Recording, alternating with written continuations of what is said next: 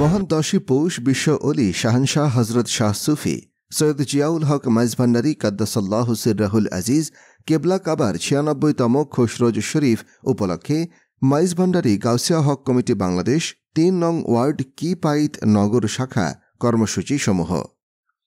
প্রথম অধিবেশনে মসজিদে গাউসুল আজম মাইজভান্ডারী নির্মাণ কাজে ভিত্তিপ্রস্তর স্থাপন।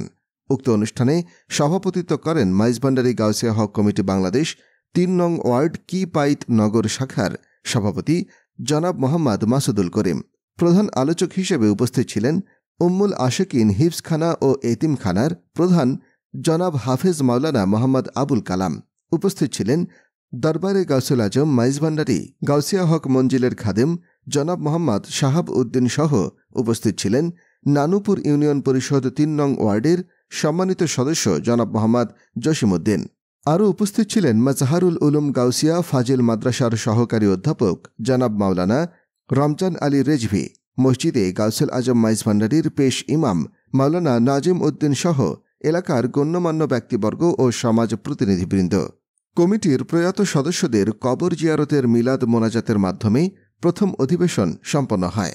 দ্বিতীয় অধিবেশন আধুনিক বিশ্বে নৈতিক বৈশ্বিক মানের মানুষ গঠনে মাইজভান্ডারী দর্শন অনুষ্ঠান রাহবার। উক্ত অনুষ্ঠানে সভাপতিত্ব করেন মাইজভান্ডারী গাউসিয়া হক কমিটি ৩ নং ওয়ার্ড কিপাইত নগর শাখার সভাপতি জনাব মোহাম্মদ মাসুদুল করিম।